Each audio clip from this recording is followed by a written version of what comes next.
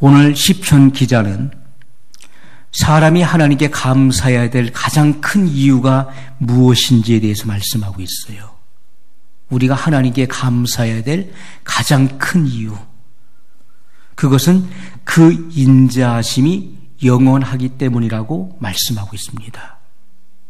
자, 그 모든 드려지는 그 고백의 그 후렴부는 다 그 인자하심이 영원함이라고 말씀하고 있지요.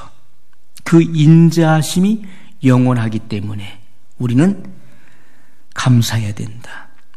여러분, 하나님께서 참 신이시라고 하는 사실 그 자체가 그분의 인자하심이, 우리에 대한 그분의 인자하심이라는 것입니다.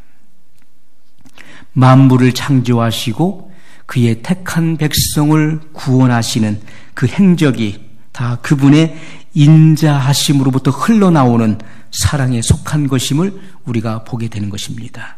그래서 먼저 하나님의 속성의 위대하심을 감사하고 찬양하고 있는 시인 것을 우리가 알게 됩니다.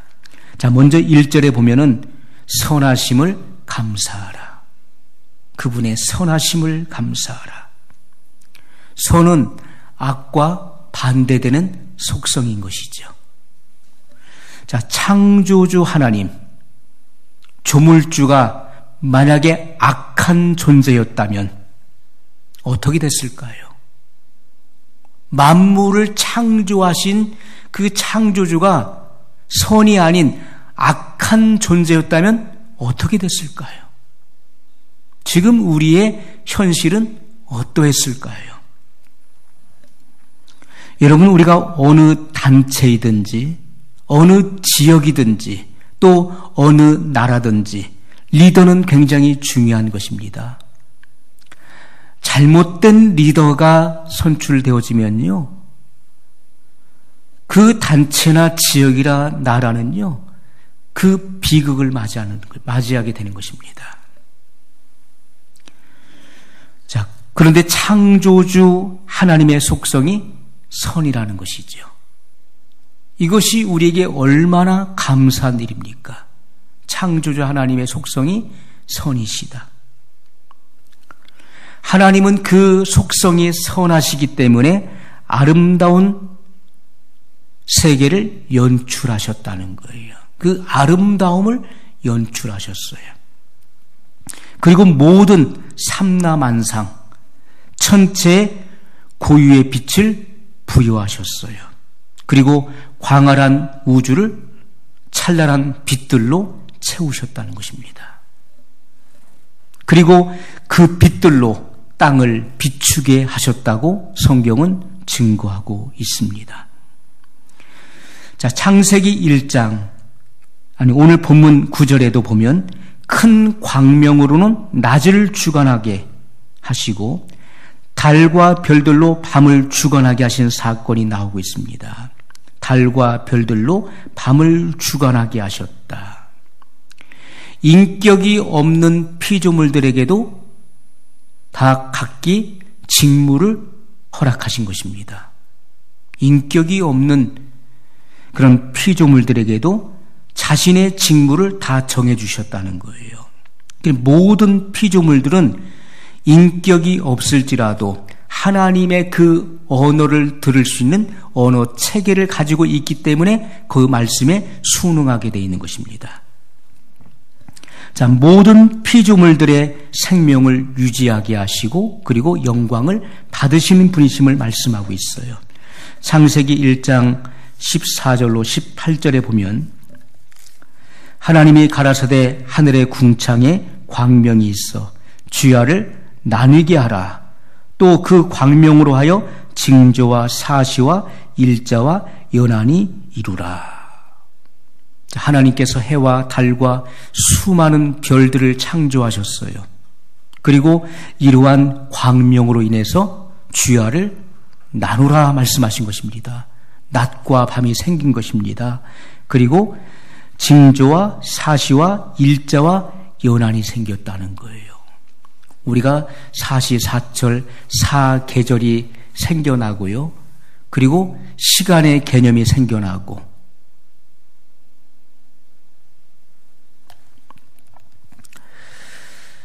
또 그 광명이 하늘의 궁창에 있어 땅에 빛이라 하시고 그대로 되니라. 자, 그 광명이 하늘의 궁창, 바로 공중을 말하는 것이지요. 땅에 빛이라. 결국은 이 우주의 중심은 지구가 되는 것입니다. 이 지구를 비추기 위한 것입니다. 16절에 하나님이 두 큰 광명을 만드사 큰 광명으로 낮을 주관하게 하시고 작은 광명으로 밤을 주관하게 하시며 또 별들을 만드시고 하나님이 그것들을 하늘의 궁창에 두어 땅을 비추게 하시며 주야를 주관하게 하시며 빛과 어둠을 나누게 하시니라. 하나님의 보시기에 좋았더라. 자, 이 위대한 창조의 그러한 내용들을 창세기에서 소개하고 있는 것입니다. 하나님께서는 모든 만물을 선하게 창조하시고 선하게 하시고 그리고 선하게 역사하시는 분이심을 증거하고 있는 것입니다. 하나님의 보시기에 좋았더라. 하나님께서 뜻하신 대로 되었더라. 그 말씀을 하고 있는 것입니다. 자, 2절에 보면 모든 신의 뛰어나심을 감사해야 된다는 것입니다. 하나님은 모든 신의 탁월하신 분, 뛰어나신 분이시다. 자, 모세는 신명기 10장 17절에서 여호와 하나님을 가리켜서 신의 신이라고 증거하고 있어요. 신의 신이시다. 너희의 하나님 여호와는 신의 신이시며 주의 주시요 크고 능하시며 두려우신 하나님이시라. 이렇게 증거하고 있는 것입니다. 여러분, 스스로 존재하는 신이 참 신인 것입니다. 아무것도 없을 때 무의 상태에서 스스로 존재하는 신이 바로 참 신이라는 것입니다.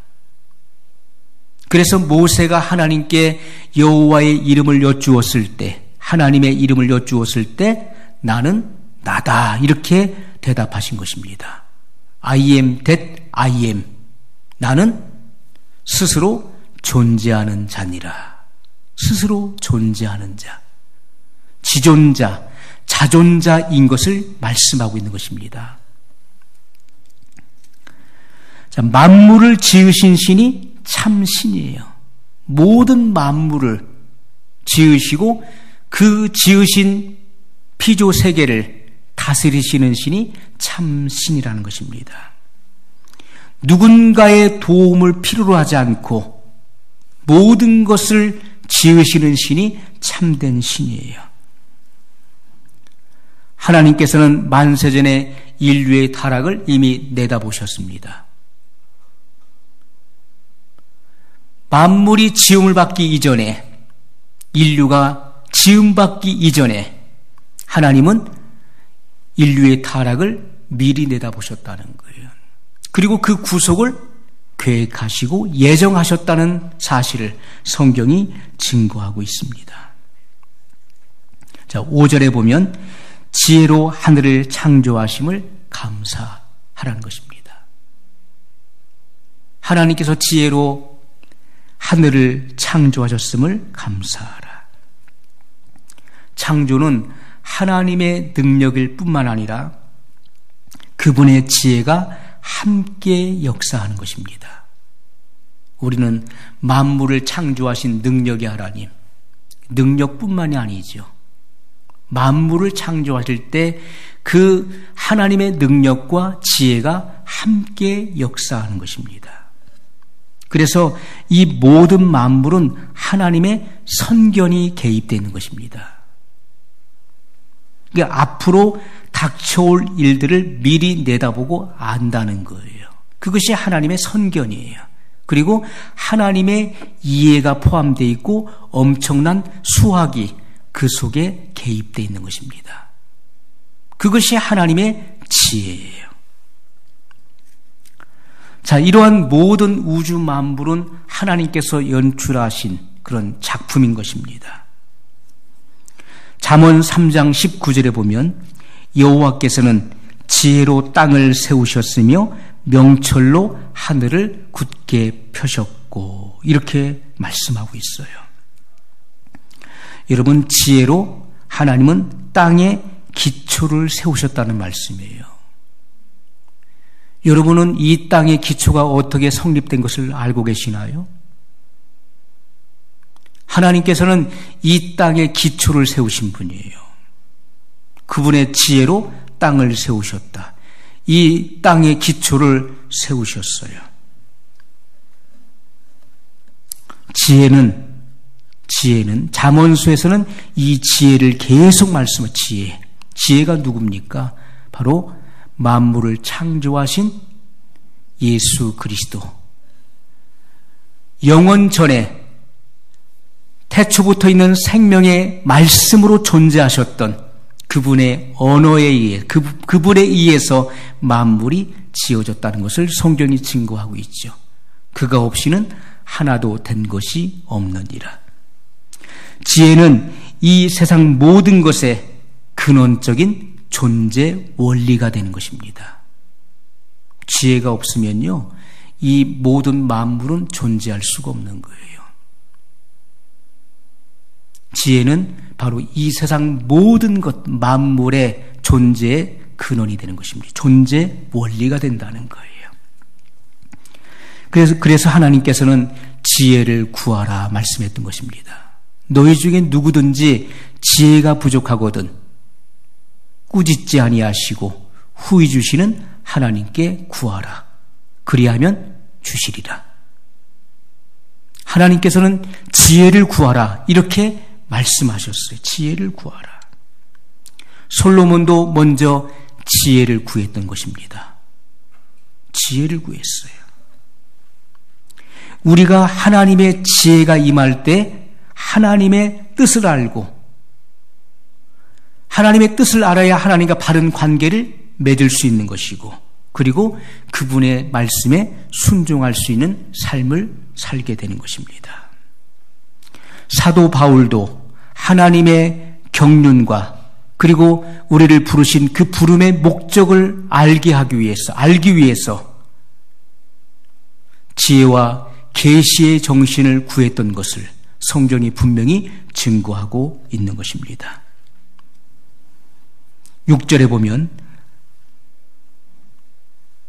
땅을 물 위에 펴심을 감사하라 이렇게 말씀하고 있어요.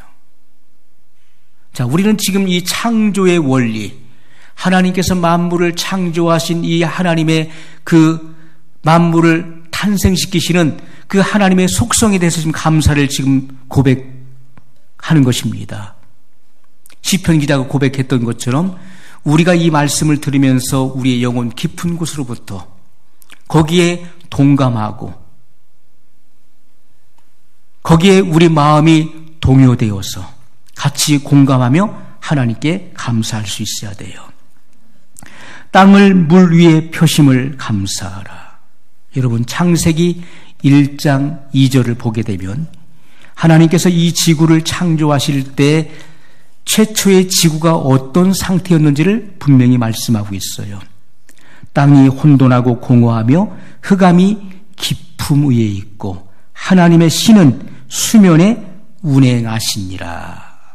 하나님께서 최초의 지구를 창조하실 때 이 지구는 이 지구의 땅은 깊은 물로 덮여져 있었던 상태였던 것을 분명히 보여줍니다. 하나님의 신, 성령께서는 수면에 운행하시니라. 이 지구는 물에 덮여 있었어요. 잠겨져 있었던 것이죠. 그리고 성령님께서는 이 지구를 품고 계셨다는 거예요. 암탉이 달걀을 품는 것처럼 새로운 탄생을 위해서 품고 있는 것처럼 품고 계셨다. 이 말씀을 하고 있는 것입니다. 자, 우리가 이러한 창세기의 말씀을 보게 되면은, 자, 이 지구 땅이 맨 처음에 물 가운데 덮여 있었던 것을 우리에게 말씀해 주고 있어요. 자, 그렇다면 지구를 형성하는 데 있어서 이 물은 하나님의 권능 안에서 아주 중요하게 사용되었던 요소라는 것을 우리가 알 수가 있는 것이지요.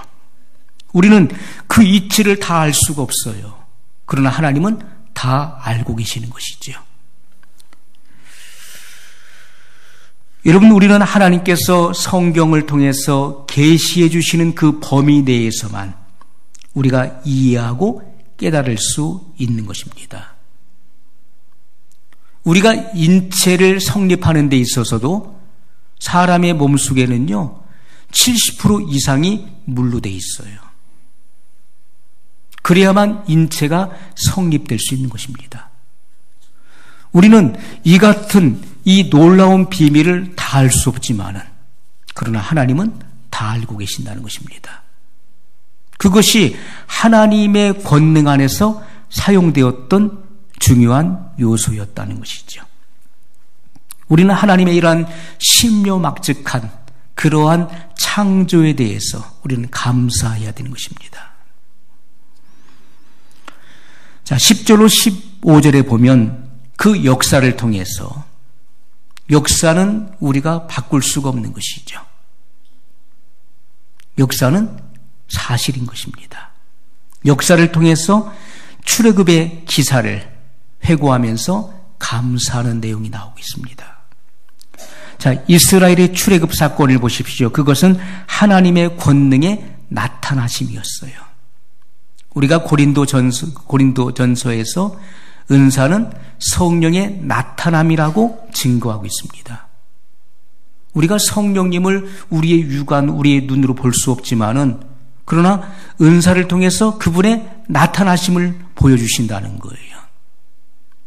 그것처럼 이스라엘의 출애굽 사건은 하나님의 권능의 나타나심을 보여주고 있다는 것입니다. 눈으로 볼 수 없는 그 하나님이 그분의 권능을 나타내신 거예요. 왜냐하면 이것은 인위적으로는 있을 수 없는 사건이었습니다. 도저히 있을 수 없는 사건이 이루어진 거예요. 자, 하나님께서 아브라함에게 언약을 세우셨어요. 그리고 하나님께서 말씀을 주실 때에 내 후손이 이방에 객이 되어 400년간을 종살이 하게 된다는 말씀을 하셨던 것입니다. 조상 4대로 이스라엘 백성들은 400년, 좀 더 정확히 말하면 430년간의 그 종살이를 하게 되었는데 이 430년의 기한이 차게 된 것입니다. 하나님은 그 정확한 타이밍이 있는 거예요.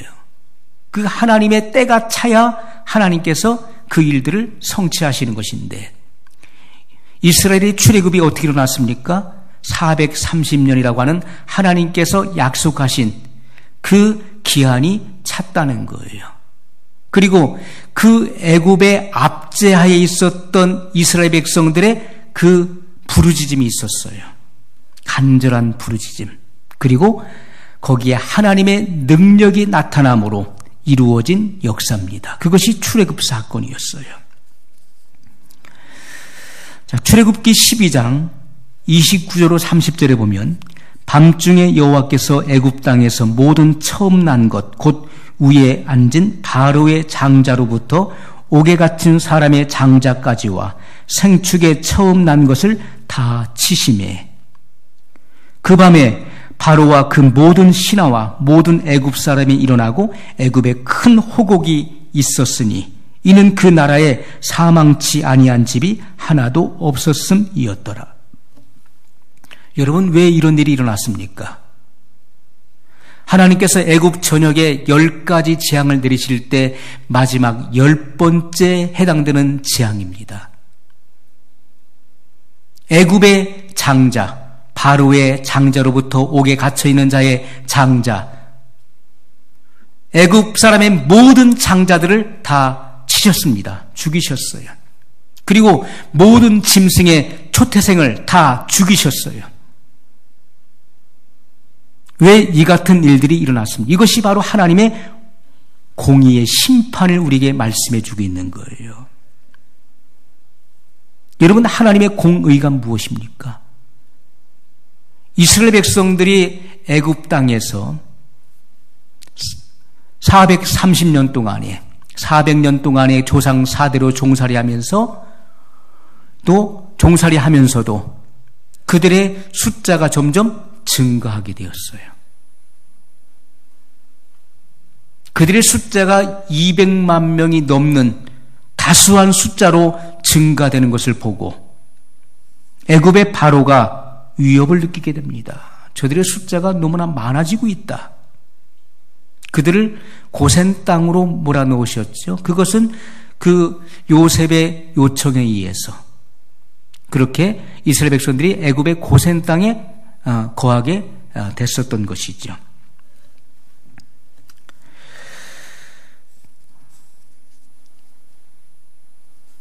자, 이렇게 그들의 숫자가 많아질 때 바로가 행한 일이 무엇입니까? 산파를 시켜서 이스라엘 백성 중에서 산의 아이가 태어나거든 죽이라는 것입니다. 죽이라. 그래서 남자 아이가 태어나면 무조건 다 죽였어요. 그러므로 하나님의 10번째 재앙 때 애굽의 초태생 장자를 다 죽이시는 사건이 일어나게 된 것입니다. 그것이 하나님의 공의로운 심판이에요. 자, 출애굽기 14장에 보면 바로가 이스라엘 백성들을 다 내어준 후에 10가지 재앙을 다 받고 그제서야 이스라엘 백성들을 풀어줍니다. 이스라엘 백성들은 하나님의 인도를 받아서 불, 구름, 기둥의 인도를 받아서 그들은 수르 광야로 가게 돼요. 그리고 홍해 앞에 진을 치게 됩니다. 자, 애굽의 신하가 바로에게 보고를 하게 됩니다. 지금 이스라엘 백성들이 광야에 갇혔습니다. 도간에 든 쥐가 됐다는 거예요. 광야에 갇혔습니다. 그들의 앞에는 깊음의 홍해가 가로막고 있고 그들의 모든 3년은 다 광야입니다. 그들은 도망할 곳이 없습니다. 우리가 이제라도 뒤따라가서 추격하여 그들을 잡아오면 됩니다. 다시 바로의 마음이 강팍해졌습니다. 그래서 철병거를 이끌고 군대를 일으켜서 이스라엘 백성들을 잡기 위해서 그들이 추격해 오게 됩니다. 자, 이스라엘 백성들은 이제 뒤에서 애굽의 군대가 추격해 오는 것을 보고 그리고 그들의 앞에는 깊음의 홍해가 가로막고 있는 것을 보았어요. 양옆에는 광야가 펼쳐져 있습니다. 도망가봐야 잡혀요. 이러한 사면초가의 그런 상황에 놓이게 된 것을 보고 그들은 두려움 속에서 탄식하게 됩니다. 자, 그러나 우리가 이 출애굽해서 하나님께서 그들을 가나안 땅으로 인도하시는 그 여정을 보십시오. 죽음 가운데서 살게 하시는 것이 하나님의 능력이라는 거예요. 그들은 죽을 수밖에 없는 그런 상황이었습니다. 사면초가 진퇴양난의 그런 상황이었어요. 풍전등화 같은 그러한 아주 아찔한 그런 상황 속에 있었습니다. 그러나 하나님께서 그 상황에 개입하실 때 죽음에서 삶으로 옮기신다는 것입니다. 그것이 하나님의 능력이에요. 불가능을 가능케 하신다는 거예요. 오늘 우리에게 소망이 있는 것은요, 하나님이 살아계시기 때문에 우리에게는 여전히 소망이 있는 것입니다.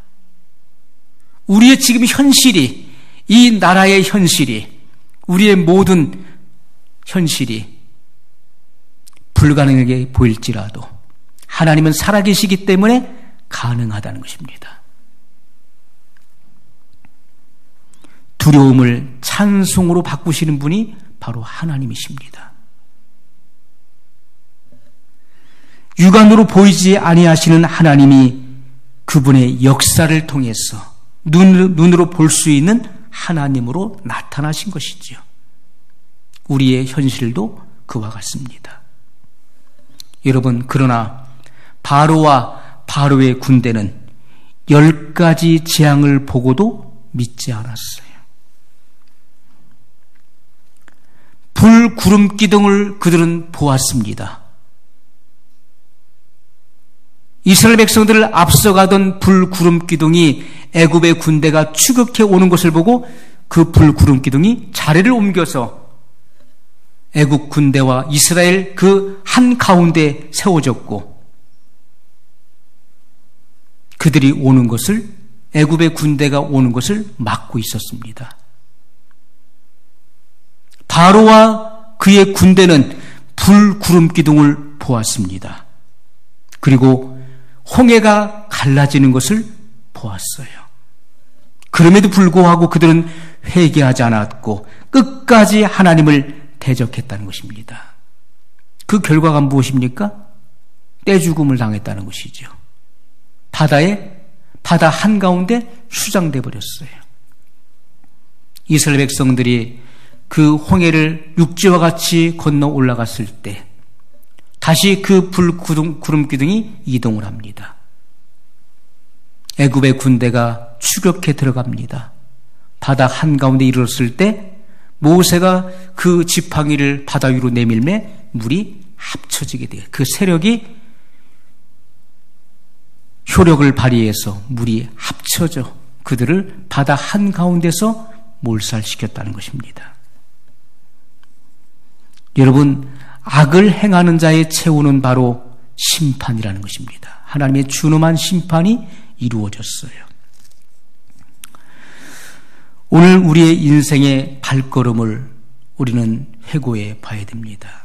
우리의 모든 삶의 자치 속에서 하나님의 인자하심과 간섭하심이 새겨져 있음을 발견하게 됩니다. 구원해 주신 은혜는 모든 은혜 중에서 가장 큰 은혜라고 할 수 있습니다. 그거보다 더 큰 은혜는 없어요. 구원받은 은혜.